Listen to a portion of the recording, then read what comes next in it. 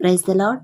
అందరూ క్షేమంగా బయటికి వెళ్ళిన వాళ్ళు ఆఫీసులకి, కాలేజెస్కి, బయట పని మీద, మీ పనులకైనా, పొలమైనా, ఎక్కడికైనా సరే బయటికి వెళ్ళిన వాళ్ళు క్షేమంగా మీ గృహాలకి చేరుకున్నారండి. మరి మనం అంతా క్షేమంగా వచ్చామంటే అది మన గొప్పతనమా, మనం తీసుకున్న జాగ్రత్తలా? కాదు కదా.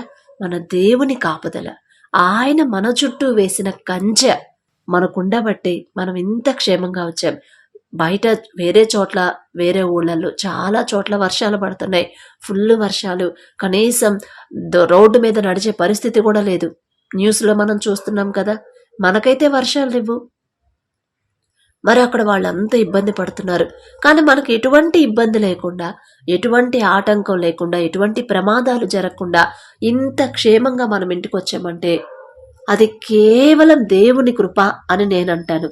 మరి మీరు కూడా నిజమే సిస్టర్, దేవుని కృప, మన తండ్రి కాపుదల మన చుట్టూ ఉండబట్టే, ఆయన రక్షణ కంచె మన చుట్టూ వేయబట్టే మనం క్షేమంగా వచ్చాం సిస్టర్ అని మీరు మనస్ఫూర్తిగా గ్రహిస్తే ప్రార్థనలో ఏకీభవించండి. ఎందుకంటే అంత జాగ్రత్తగా తెచ్చిన తండ్రికి మనం ఏమి ఇవ్వలేము. అసలు ఆయనకి ఏం తక్కువ? సమస్తము ఆయన దగ్గరే ఉంది కదా. కానీ తండ్రి చేసిన ప్రతి పనికి, ప్రతి కార్యానికి, ప్రతి అద్భుతానికి ఆయన ఇచ్చిన ఆశీర్వాదాలన్నిటినీ మనం జ్ఞాపకం చేసుకొని తండ్రికి కృతజ్ఞత చెప్తేనే దానికి ఎంత సంతోషిస్తాడో తండ్రి. ఎందుకంటే మళ్ళీ అందులో కూడా వాళ్ళు చెప్పాల్సిందే, వాళ్ళు చెప్పకపోతే నేను ఫీల్ అవుతాను అనే మనస్తత్వం కాదండి. దేవుడికి, తండ్రికి మనం దూరం అవ్వకుండా ఉంటామని, అది తండ్రి ఆశ.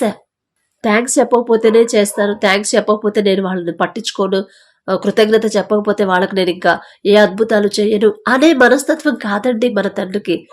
మన తండ్రిది అలాంటి మనస్తత్వం కాదు. అలా చెప్తా ఉంటే ఏంటంటే తండ్రికి మనం ఇంకా దగ్గర అవుతామని, దగ్గర అవ్వాలనేది తండ్రి ఆశ. మీరు నాకేమి వద్దు తల్లి, ఒక్క కృతజ్ఞత, ఒక థ్యాంక్స్ చెప్తే ఇక తండ్రిని మనం జ్ఞాపకం చేసుకుంటాం కదా, అందుకు తండ్రికి ఇష్టం.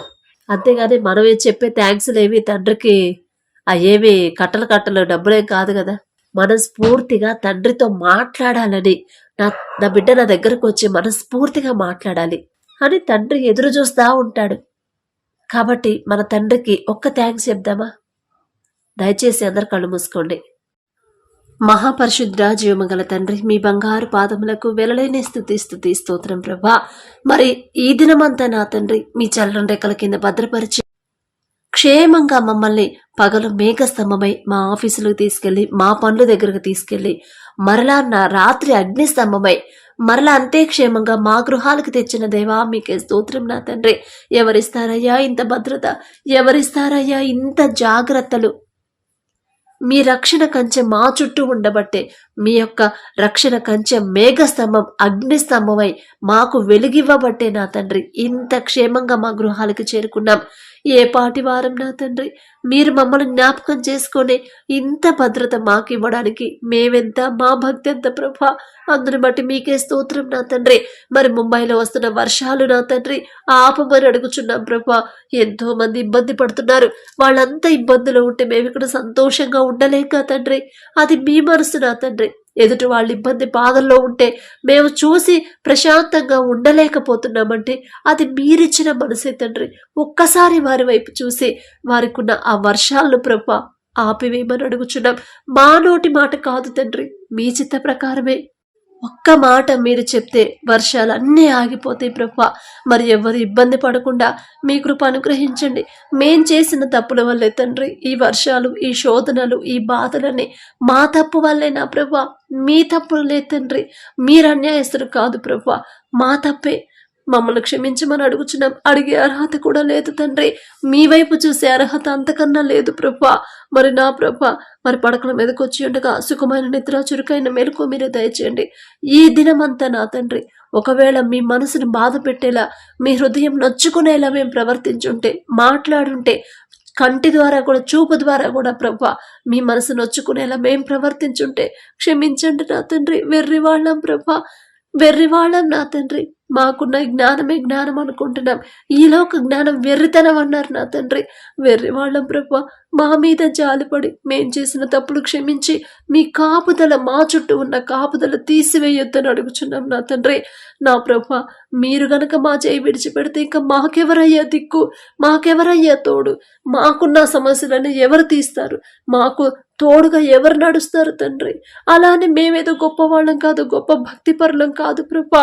జాలిగల దేవా, కరుణగల దేవా, మీ జాలి, మీ దయ, మీ కృప ఎల్లప్పుడూ మాకు, మా కుటుంబాలకు తోడుగా ఉంచమని అడుగుచున్నాం తండ్రి. మరి మేం పనిచేసే ఆఫీసుల్ని ప్రభా ఆశీర్వదించండి. 30దంతలు, 60దంతలు, 100ంతలుగా ఫలించండి ప్రభా. వాళ్ళు క్షేమంగా, వాళ్ళు సంతోషంగా ఉంటే మా బ్రతుకులు బాగుంటాయి కదా తండ్రి. మరి మేము ప్రభా సంతోషంగా ఉంటాం. మరి మేం పనిచేసే ఆఫీసుల్ని ప్రభా ఆశీర్వదించమని అడుగుచున్నాం నా తండ్రి. మేము సంతోషంగా ఉండాలంటే మీ కృప మాకుండాలి. మేము ధైర్యంగా ఉండాలంటే మీ తోడు మాకుండాలి ప్రభా. మిమ్మల్ని అడిగే అర్హత మాకు లేదయ్యా. మేమెంత, మా భక్తి ఎంత? ఆకాశం వైపు కనులెత్తి చూసే అర్హత కూడా మాకు లేదు తండ్రి. అయినా సరే మీతో మాట్లాడే అవకాశం, అర్హత మీరు మాకు ఇచ్చారు. ఏ పాటి వారం నా తండ్రి. ఇంత జాలిగల దేవా, మీకే స్తోత్రం నా తండ్రి. మరి మాకు చేసిన కార్యాలు, మాకు చేసిన మీరు అద్భుత కార్యాలన్నిటికీ నా ప్రభా మీకే మహిమ, ఘనత చెల్లాలి, మీకే చెందాలి తండ్రి. మనుషులకి ప్రభా ఆ ఘనత మనుషులకు కాదు తండ్రి. వార్త తెచ్చిన వాళ్ళకు కాదు ప్రభా. వార్త ధైర్యపు మాట మాకు పంపించిన మీకు మాత్రమే ఆ ఘనత మీకు చెందాలి నా ప్రభా.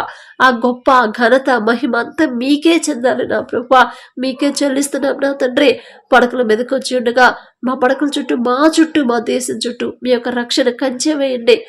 గాఢ నిద్ర మాకు దయచేయమని అడుగుచున్నాం ప్రభా. ఆదాము గారికి, ఏలియా గారికి గాఢ నిద్ర ఇచ్చిందేవా. వారితో పోల్చుకునే అర్హత లేదయ్యా. అయినా సరే మేము అడిగినా సరే నా ప్రభా మాకు గాఢ నిద్ర దయచేస్తున్నందుకు మీకే స్తోత్రాలు చెల్లించుకుంటూ, అడిగే అర్హత, పొందుకునే అర్హత లేని వాళ్ళం అయినా సరే యేసు నామములో అడుగుచున్నాము తండ్రి. ఆమేన్.